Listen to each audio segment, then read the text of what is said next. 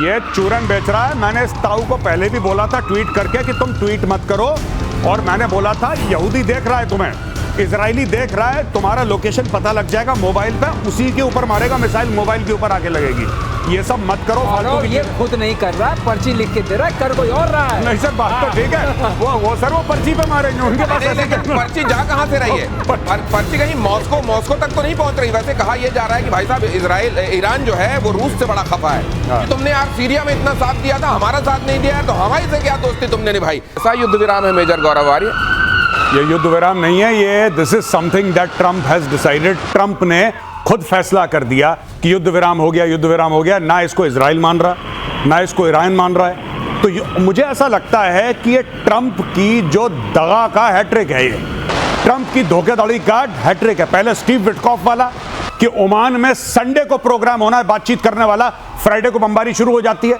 Number 2 जो Donald Trump कहता है कि अभी 2 हफ्ते हैं, चिंता मत करो 2 हफ्ते हैं, चौथे दिन फिर अटैक हो जाता है। अब इसने सीज फायर के चलते फिर तीसरा वाला वार कराए, मुझे लगता है दिनेश ये बात। और इसके फौरन बाद ये चिल्लाएंगे कि नोबेल दिलाओ, कोई मेरे को नॉमिनेट करो, और फिर कह देंगे मैं इतना सारा शांति का काम कर रहा हूं लेकिन उसके बावजूद मुझको नोबेल नहीं मिलता। ये सब कुछ ये नोबेल के लिए कर रहे हैं। नोबेल वाला चक्कर ऐसा हो गया जिसके चक्कर में मुनीर फंस गया।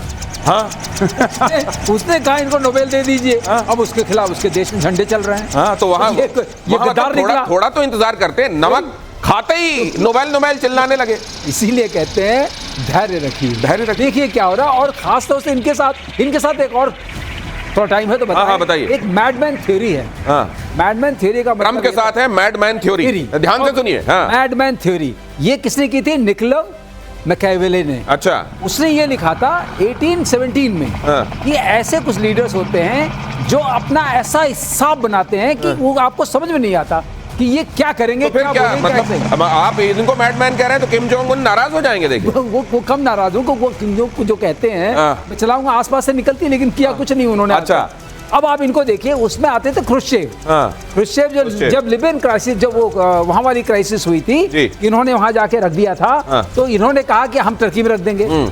तो कैसे माने कैनेडी ऐसे माने, उनका ख्रुश्चेव कुछ पागल टाइप का आदमी है, तो डर गए। अब ये डरा रहा है सबको, उसी तरह ये भी डरा रहा है। कल मेजर गौरव आर्य एक बहुत अच्छी बात कह रहे थे कि सड़क पर एक पागल चला जा रहा है जिसके हाथ में ईंट है, वही है वो वाला ईंट वाला आदमी मैडमैन थ्योरी बताएंगे। और अच्छे से ट्रम्प के हाथ में ईंट है क्या इस समय? ये सीज फायर वाली ईंट है। कौन सी ईंट है? सीज फायर उल्लंघन से बौखला गए ट्रम्प।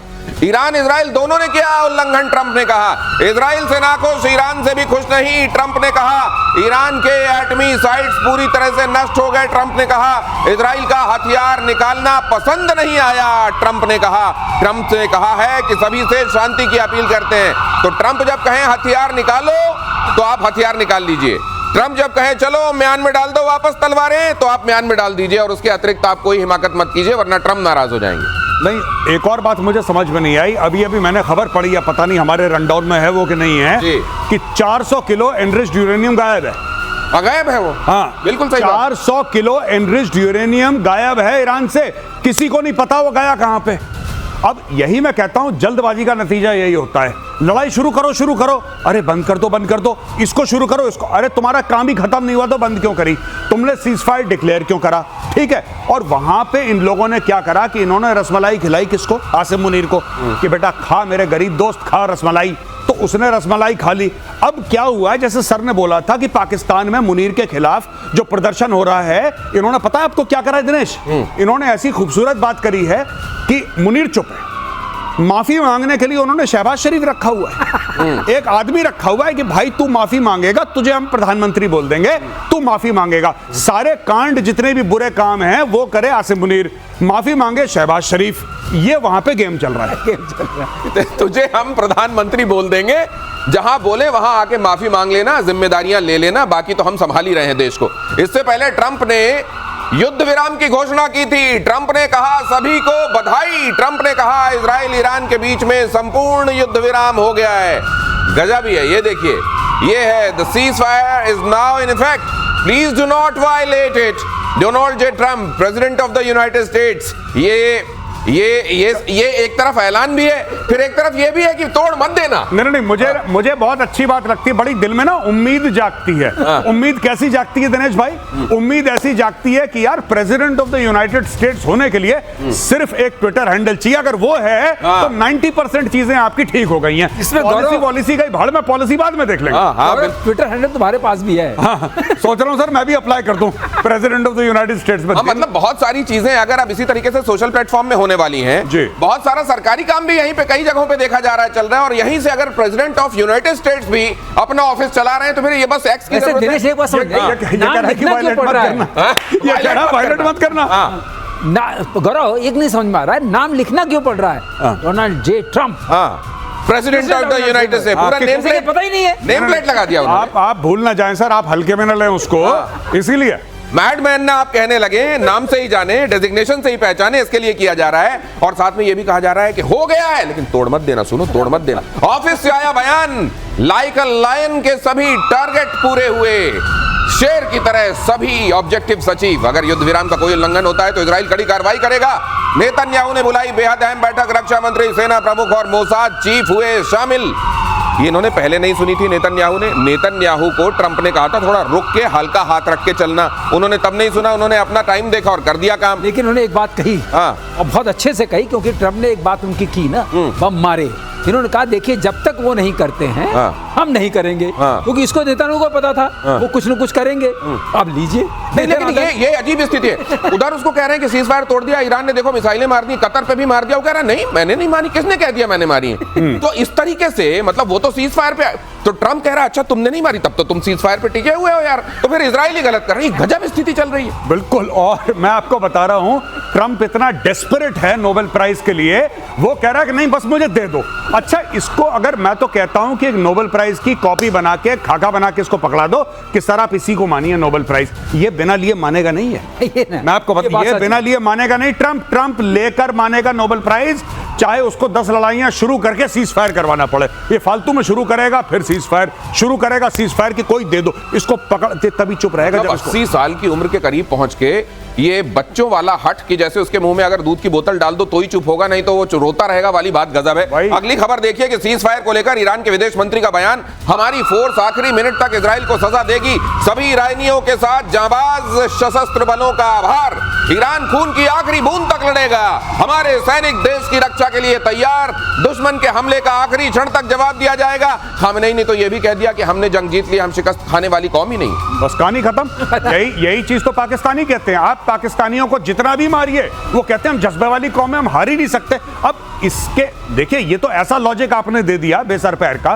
कोई कुछ कह ही नहीं सकता। इनको देखिए कितना, इनके न्यूक्लियर तबाह कर दिए, इनके जितने भी लॉन्चर थे वो तबाह कर दिए, इनकी बैलिस्टिक मिसाइल्स के जो मैन्युफैक्चरिंग यूनिट्स थी वो तबाह कर दी, इनके पूरे फर्स्ट लाइन जो थे खमेनेई के नीचे उनको मार दिया, इनके सारे हेडक्वार्टर तबाह कर दिए, लेकिन जंग ये जीत गए। जंग ये जीत गए। और साइंटिस्ट भी मार दिए, साइंटिस्ट तो पहले ही निपटा दिए थे, कुछ और मार दिए, सब कुछ खत्म कर दिया, लेकिन जंग ये जीत गए। ये पाकिस्तान वाला मामला है सर, ये दूसरा पाकिस्तान वाला मामला है। एयर मार्शल श्रीवास्तव, इसमें एक और चीज, इसमें बिल्कुल उसी तरीके से जैसे यहाँ रफेल को लेकर दावे किए जा रहे थे ना, वो कह रहे हैं हमने B2 मार दिया, और कुछ पता नहीं निकाल के भी लाए कहीं से जिसमें मिसाइलें जाके पीछा कर रही हैं और B2 को उड़ा रही हैं। ये इन्होंने कहा, ये पूरा एकदम वही केस है। जब ईरान के ऊपर हमला हुआ तो खमेनेई ने डायरेक्टली फोन करा आसिम मुनीर को और बोला मुन्नू भाई एक बात बताओ, अब क्या करना चाहिए? कह रहा कुछ नहीं, मार पड़ेगी, उसके बाद कपड़े अपने झाड़ना, बोलना मैं जीत गया बस, और ट्विटर पे लग जाना तुम मीम डालने, जीत गया जीत गया जीत गया। कह रहा हमने ऑपरेशन सिंदूर में यही काम करा था, हमने इतनी मार खाई, सुझा दिया मुंह मार मार के मोदी ने, लेकिन हमने बोला कि हम जीत गए, तुम भी यही करो। और सुना है कि उसके बाद ये भी पूछा गया कि ये बताओ वो कैसे छिपाएंगे सैटेलाइट से, वो जो इतने बड़े बड़े छेद हो गए। बोला तिरपाल डाल दो। तिरपाल की टेक्नोलॉजी तो पाकिस्तान के पास है भाई, वो सीक्रेट टेक्नोलॉजी, ये सीक्रेट टेक्नोलॉजी है, बाहर नहीं जानी चाहिए। पाकिस्तान में कहा गया, खामेनेई ने इजराइल को फिर से दी धमकी, ईरान आत्मसमर्पण करने वाला राष्ट्र नहीं है। खामेनेई ने कहा हम किसी के आगे नहीं झुकेंगे, हम ऐसी कौम नहीं जो किसी के आगे झुक जाएं। खामेनेई की तरफ से जो ट्वीट है देख लीजिए, those who know the Iranian people and their history know that the Iranian nation isn't nation that surrenders। ये लीजिए, ये चूरन बेच रहा है। मैंने इस ताऊ को पहले भी बोला था ट्वीट करके कि तुम ट्वीट मत करो, और मैंने बोला था यहूदी देख रहा है तुम्हें, इजरायली देख रहा है, तुम्हारा लोकेशन पता लग जाएगा मोबाइल पे, उसी के ऊपर मारेगा मिसाइल, मोबाइल के ऊपर आके लगेगी। ये सब मत करो फालतू की ये चीजें। खुद नहीं कर रहा, पर्ची लिख के दे रहा है, कर कोई और रहा है। नहीं सर, बात तो ठीक है, वो सर वो पर्ची पे मारेंगे, उनके पास ऐसी लेकिन पर्ची जा कहां से रही है? पर्ची कहीं मॉस्को तक तो नहीं पहुंच रही। वैसे कहा यह जा रहा है कि भाई साहब ईरान जो है वो रूस से बड़ा खफा है कि तुमने यार सीरिया में इतना साथ दिया था, हमारा साथ नहीं दिया यार, तो हमारे से क्या दोस्ती तुमने निभाई। लेकिन अगली खबर देखिए, इजरायली हमले में एक और ईरानी वैज्ञानिक की मौत। युद्ध विराम से ठीक पहले हुए अटैक में मौत। ईरान के प्रमुख परमाणु वैज्ञानिक मोहम्मद रजा, युद्ध में अब तक 15 ईरानी वैज्ञानिकों की मौत हो गई है। भाई साहब वहां वैज्ञानिक बनने कोई जाएगा नहीं, बच्चों को कहेंगे बेटा साइंस मत लेना, तुम साइंस मत लेना बेटा, तुम आर्ट्स लेना, ह्यूमैनिटीज लेना, तुम साइंस मत लेना बेटा। साइंस लोगे तो यही काम होगा। ईरान में बच्चे साइंस के लिए ऑप्ट नहीं करेंगे। अभी ये इतना खत्म कर दिया। स्टेम का इतना चक्कर चल रहा था ना, यहाँ पे वो चक्कर बंद होने वाला है, कोई नहीं लेने वाला है। बात बताइए, जितने कमांडर्स चले गए, जितने वैज्ञानिक चले गए, मान लीजिए इनके नंबर 2 भी होंगे, तो क्या इजीली रिप्लेसेबल होती है पोस्ट? एक चीज सोचने वाली है, ये मार किसको रहे? IRGC जो इन्होंने लेयर बनाई थी, जो SS टाइप थी, वो पूरे कमांडर वाले, उनके कमांडर्स को मार रहे हैं। जो रेगुलर फोर्स वाले तो बेचारे जिंदा हैं, और मार रहे हैं इनके सीक्रेट साइंटिस्ट को और जो सीक्रेट पुलिस है। नहीं सर, एक और खबर आई है कि अब तो मोसाद फोन कर रहा है इनको, जो बच गए उनको फोन कर रहा है कि सुन, अब तुरंत निकल, वीडियो बना, दिखा कि तू निकल गया है, और पहले खामेनेई को उल्टा पुल्टा बोल, नहीं तो अगले 24 घंटे में तेरा काम भी हो जाएगा। हाँ, वो मैंने भी वीडियो रिकॉर्डिंग सुनी, वो उसका ऑडियो रिकॉर्डिंग है। वो मोसाद का एजेंट फोन कर रहा है इनके, आई थिंक किसी मंत्री को या जनरल को, किसी को फोन कर रहा है और कह रहा है कि भैया 24 घंटे के अंदर ईरान से निकलो, हमें पता है तुम कहां रहते हो, हम तुम्हें निपटा देंगे, और ये तुम्हें 3 काम करने हैं, निकलने से पहले निकलो, हमें प्रूफ दो, सबूत दो कि तुम निकल गए हो, तब तुम बच पाओगे, निकलो यहां से। अच्छा, वो भी बड़ी सीरियसली बात कर रहा है। अच्छा भैया कैसे निकलना है, ये निकलना है, ये कैसे पूछ रहा है उससे कि कैसे निकलना है, ये भी बता दो मैं। और ये एक बात और देखिए, वो जो एक मैडम हसीना यहाँ पे आई थी और यहाँ के सबकी कुंडली बना के ले गई हैं। आप ये भी देखिए, बड़ा धर्म की बातें करने वाली ये जो कंट्रीज हैं, क्या ये धर्म की राह पर चलते हैं? अगर धर्म की राह पर चलते और दूसरी किसी पराई वाले पर निगाह न डालते तो ये हालत होती क्या ईरान की? ईरान के विदेश मंत्री सैयद अब्बास का बयान। अगली खबर, युद्ध की शुरुआत इजराइल ने की, फिलहाल सैन्य कार्रवाई को रोकने पर कोई समझौता नहीं। सैन्य कार्रवाई को रोकने का अंतिम निर्णय बाद गजब के सुर निकल रहे हैं। एक, सीज फायर हमने किया ही नहीं है, दूसरा, हम सीज फायर क्यों, उन्होंने मारा तो वो सीज फायर, वो मारना बंद करेंगे तो सीज फायर हो जाएगा। 7 अक्टूबर किसने किया? हाँ, 7 अक्टूबर किसने किया? वो तो हमास ने किया, हमारा तो कोई लेना देना नहीं है। हिजबुल्लाह ने क्यों रॉकेट मारे? वो हमारा कोई लेना देना नहीं। ड्रोन हुती ने क्यों फेंका? और हमारा कोई लेना देना नहीं। इसीलिए दुनिया ये डर रही थी कि एक दिन ये परमाणु मार के भी यही कहेंगे कि ये तो हुती ने मारा होगा, हिजबुल्लाह ने मारा होगा, हमारा तो कोई लेना देना। इसी बात से डर रही थी दुनिया। मैं कह रहा हूं ट्रंप को नोबेल प्राइज देकर टंटा काटो और अपना लड़ाई शुरू करो दोबारा। ऐसे लड़ाई खत्म नहीं करते, जब तक काम खत्म नहीं होता। कोई सीज फायर नहीं है, ट्रंप को दे दो। एक सब लोग बुलाओ, खरीद के ले आओ, चौड़ी बाजार से खरीद के ले आओ एक बढ़िया सा नोबेल प्राइज, ट्रंप को पकड़ाओ, कहना भाई साहब ये आपका नोबेल प्राइज है, अब आप बैठो चुपचाप। क्योंकि देखिए 400 किलो एनरिच्ड यूरेनियम गायब है on a serious note. 400 kilo, उससे कितने सारे परमाणु बम बन सकते हैं, वो कहां है किसी को पता नहीं। दुनिया के कौन से कोने में जाके छुपा दिया, किसी को नहीं पता। और तीसरी चीज, अगर किसी को लगता है कि खमेनेई और उसकी पूरी टीम को जब तक तख्ता पलट नहीं होगा, जब तक इनको निपटाएंगे नहीं, तब तक अगर ईरान में कोई चीज नॉर्मल हो सकती है और इजराइल खतरे से बाहर है। बहुत बड़ी गलतफहमी है ये, बहुत बड़ी गलतफहमी। खमेनेई जब तक है तो ये असल में जो जड़ है, तो अभी ऊपर आपने पेड़ हो सकता है उसकी ट्यूनिंग कर दी गई हो, ट्रिमिंग कर दी गई हो, तो फिर उगेगा। युद्ध विराम पर अमेरिका के राष्ट्रपति का बयान, युद्ध विराम अब प्रभावी हो गया है। लीजिए, ये प्लीज युद्ध विराम का उल्लंघन ना करें। ये प्रकारांतर से, ये वही बात को अलग अलग तरीके से ये बोलते हैं कि हमने युद्ध विराम लागू कर दिया है, फिर ट्रूस ले आएंगे, फिर सीज फायर ले आएंगे, इस तरह के शब्दावली। और साथ में वो जो पार्टीज हैं जिनको लेके दावा कर रहे हैं, उनको धीरे से बोलेंगे, सुनो अब कोई किसी पे हमला नहीं करेगा। और इतने में खबर आएगी कि हमले हो गए। दिनेश प्लीज पर नोट करिए, प्लीज प्लीज प्लीज। पहली बार ट्रम्प ने प्लीज कहा था, और उससे पहले क्या था? Complete surrender. पहले ऑर्डर था, प्लीज पे आ गया, प्लीज पे आ गए। थोड़ी देर में और हाथ जुड़े हुए आएंगे इस टाइप से, और प्लीज मेरे नोबेल का ख्याल रखो यार, ऐसे मत करो। अगली खबर देखिए, कतर ने फिर खोला अपना स्पेस। ईरान और इजराइल में युद्ध विराम के बाद खोला है स्पेस। ईरान ने कतर की राजधानी दोहा में स्थित अमेरिकी बेस पर मिसाइल से हमला किया था, जिसके बाद कतर ने अपना स्पेस बंद कर दिया था। कतर में अमेरिकी सैन्य बेस अब भी हाई अलर्ट पर। कतर कह रहा है, बहुत तेहरान के साथ उसने नाराजगी जताई है, नाराजगी का लेटर दे दिया है, लेकिन तेहरान कह रहा है नहीं, हमने तो मारा ही नहीं है। घर की बात है, देखिए साफ सीधी बात है। लेकिन जो ईरान ने मारा, आप ईरान के अंदर खौफ देखिए दोस्तों, ईरान का खौफ। ऐसा है कि ईरान ने जब मिसाइल मारी अमेरिकन के ऊपर तो पहले एडवांस में नोटिस दिया कि भाईजान इतने बजे इतनी मिसाइल हम मारेंगे, तुम बच जाओ। अच्छा, ईरान ऐसा क्यों कर रहा है? ईरान को अपनी जनता को शांत करना है और पूरा जो ओआईसी के 57 मुस्लिम कंट्रीज हैं उनको यह बताना है कि यार देखो, अमेरिकन के ऊपर सिर्फ मैं हूं जो अटैक कर सकता है, किसी की और औकात नहीं है। और वहां पे चुपचाप, अरे इनमें हिम्मत होती ना दिनेश भाई, अगर इन लोगों में, ईरानियंस में हिम्मत होती तो जो पर्शियन गल्फ में इनके एयरक्राफ्ट कैरियर हैं, इनके डिस्ट्रॉयर हैं अमेरिकन नेवी के, उसमें मिसाइल मारते, अरे कुछ तो करते। ये नहीं कर, ये पहले एडवांस में बताते हैं, ये डर गए ईरानी। गौरव, एक बात और है, आपने कहां मारा? आपने कतर में मारा, 1000 दूर है, 1000 किलोमीटर दूर। क्यों नहीं मारा बहरीन में? फिफ्थ फ्लीट तो खड़ी है ना, मारो, हिम्मत है तो, क्योंकि वो 10-12 मिनट दूर है। अच्छा, इससे बताएंगे, खबर देंगे, उनको खबर नहीं भी दें, खबर लग जाएगी। नहीं, आप बिल्कुल सही कह रहे हैं। उतनी दूर मारने की क्या जरूरत थी? और अब वहां जहाज कोई है नहीं। ट्रंप ने थैंक यू बोला, let us know, thank you for letting us know in advance. बहुत बहुत धन्यवाद आपका ईरान, आपने हमें पहले बता दिया। गौरव, जहाज तो निकल गए थे, हम लोग पहले जब शो कर रहे थे, पता नहीं कब निकल के थे, मैंने उसी वक्त आपसे बोला था जहाज निकलेंगे, इसका मतलब मामला खतरनाक है, बम गिरने वाला है। तो जहाज तो निकल गए ना, जहाज न कुछ, आप अब वहां कुछ है नहीं, लेकिन फोड़ फाड़ के उधर पे संदेश दे दिया गया कि देखो अमेरिका की कॉलर भी हम पकड़ के आ गए। लेकिन पूछा गया तुमने किया है क्या? नहीं, हमने नहीं किया है। ये खेल जो चल रहा है। अगली खबर देखिए, कतर में अमेरिकी सैन्य बेस पर अटैक से जुड़ी ये खबर, अमेरिकी आधिकारिक सूत्रों से ये खबर आई है। ईरानी हमले में कोई हताहत नहीं है। पहले ही फोन कर दिया होगा, भाई साहब हटा लो, देखो हमारे यहाँ दबाव बहुत है, आपके यहाँ एक आध बम फोड़ने पड़ेंगे, आप अपना सामान हटा लो, हमारी इज्जत रह जाएगी, आपका भी शौक हो जाएगा। ट्रंप ने ट्वीट करा है, थैंक यू बोला ईरान को कि धन्यवाद हमें पहले बताने के लिए। बस ये आया है, ये ट्वीट आया, उसने ट्वीट करा है, ट्रंप ने ट्रूथ सोशल पे डाला है, फिर उसको फॉरवर्ड करा है एक्स पे यानी कि ट्विटर पे। और एक और चीज, फिर ट्रंप ने इनकी बेइज्जती भी करी है। पहले इनको थैंक यू बोला ट्रंप ने, फिर ट्रंप ने 1 घंटे बाद एक और ट्वीट करा कि जो तुम्हारा हमला था बड़ा हल्का टाइप का था, कुछ अच्छा नहीं लगा, बड़ा ऐसा बड़ा कमजोर टाइप का मरा हुआ सा तुमने हमला करा हमारे ऊपर, आगे से मत करना। मैं वहां थाट लेके बैठा हूं, पैट्रियट लेके बैठा हूं, हमला ऐसा करोगी? कह रहे तुमने 12-14 मिसाइल मारी, 13 को तो हमने गिरा दिया और एक तो गलत डायरेक्शन में जा रही थी, उसको हमने नहीं, 14 का बड़ा महत्व है।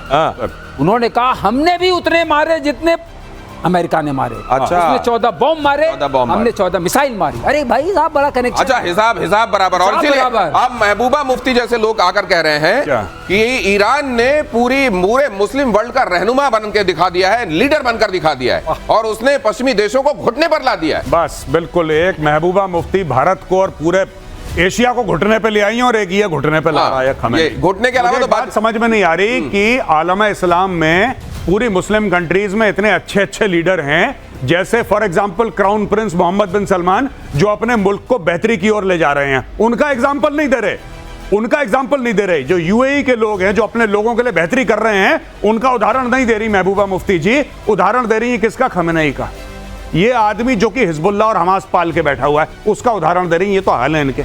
ये है, देखिए, यही कहते हैं ना, घुटने की बातें हो रही हैं। कम से कम अकल वहां रखकर बात नहीं करनी चाहिए। और ईरानी खतरे को देखते हुए पेंटागन चौकन्ना हो गया है। ईरान के हमले को पूरी तरह नाकाम कर दिया गया है। एटमी साइट्स पर हमले के बाद से ही चौकन्ना है। संभावित हमले के लिए मिसाइल लॉन्चर तैनात है। कहते हैं जब पेंटागन आसपास पिज्जा के ऑर्डर बढ़ जाएं तो बड़ा काम हो रहा होता है वहां जी। तो क्या काम के लिए आवश्यक शर्त है कि वहां पिज्जा खाए जाएं? मुझे ऐसा लगता है कि अगर पिज्जा का जो रात भर अगर डिलीवरी हो रही है पिज्जा की, तो कुछ हो सकता है। मतलब ईरान जो है हमले इस टाइप के कर रहा है कि पिज्जा खा खा के भी इनको रोका जा सकता है। मैं तो खुद सोच रहा हूं कि साउथ ब्लॉक के आगे छोले भटूरे की दुकान लगा दूं। ठीक है, कहीं दोबारा ऑपरेशन सिंदूर चालू हुआ, पता लगा मेरे ऑर्डर निकल रहे हैं, ये भी हो सकता है। दक्षिण इजराइल के बीरशेबा जिसको बोलते हैं, ईरानी हमला, कई इमारतें ध्वस्त, 4 की मौत, कई जख्मी। सीज फायर के बाद ईरान का यह हवाई हमला हुआ। ईरान बोला आखिरी हमला हमने किया है, 10 से 15 बैलिस्टिक मिसाइलें दागी गईं। ये इनकी कौन सी बात ये माने, इनकी कौन सी बात से इनकार कर दे, कोई नहीं जानता। और इस तरह की सिचुएशन ही किसी को ये सोचने के लिए मजबूर करती है कि अगर इनके हाथ में, बंदर के हाथ में उस तरह फिर भी सेफ होता है, इनके हाथ में अगर न्यूक्लियर आ गया तो क्या होगा? अगली खबर देखिए, ईरान के शॉर्ट रेंज हथियार अमेरिका के लिए बड़ा खतरा। ईरान की रेंज में 2 दर्जन अमेरिकी मिलिट्री बेस, SRBM मिसाइलें फजर 5 रॉकेट सिस्टम, घातक कामिकाजी ड्रोन के जरिए भी हमला संभव। लेकिन क्या ये पहले फोन करके इन तमाम जगहों पर बता देगा ईरान फिर से कि देखिए मेरे पास ये है, मैं कुछ जगहों पर भेजूंगा? देखिए भाई साहब, एक मैं बात आपको क्लियर बता दूं, ईरान की स्ट्रेटजी, जब भी ईरान के खमेनेई को यह भी बोलना पड़ता है कि दुश्मन बहुत बुरा है और हम दुश्मन के दांत तोड़ देंगे, वो कभी यूएस का नाम नहीं लेता, नहीं लेते। ज़ायोनिस्ट रजीम का नाम लेगा, वो नाम लेगा भाई साहब इजराइल का, किसी तरीके से यहूदियों का नाम लेगा, यूएस का नाम उसने लिया ही नहीं लिया। जबकि असली में मार यूएस ने मारी है। जो फोर्डो का, इस्फहान का, नेतांज जो भी बर्बादी करी है, असली बर्बादी अमेरिका ने करी है। इसके पीछे वजह क्या है? हाँ, इसके पीछे वजह क्या है? क्योंकि उसको पता है कि अगर अमेरिका को छोड़ेगा तो अमेरिका के पास ऐसी टेक्नोलॉजी है कि और मारेगा उसको, और वो नहीं खाना चाहता मार, इतनी नहीं खाना चाहता मार। सही है, मार पड़ेगी असल में अमेरिका से। इजराइल भी कम नहीं मार रहा है, लेकिन उधर से जो पड़ेगी फिर उसमें कराह भी नहीं निकल पाएगी। इसलिए इजराइल के साथ साथ अमेरिका का नाम बिल्कुल मत ले लेना, वरना ये दोनों तरफ से थप्पड़ पड़ने वाली नौबत आ जाएगी। और 4.1 की तीव्रता के साथ ईरान में भूकंप आया। ईरान में इन दिनों धरती हिलती है, या पिछले करीब 1-1.5 महीने से पाकिस्तान में अगर धरती हिलती है तो लोग कहते हैं न्यूक्लियर वाली तो नहीं है। 4 दिन में तीसरी बार ईरान में भूकंप के झटके। दक्षिण पश्चिम में मिस्री शहर के पास आसपास भूकंप आया। न्यूक्लियर टेस्ट की जताई जा रही है आशंका। संभव है क्या सर? बिल्कुल संभव।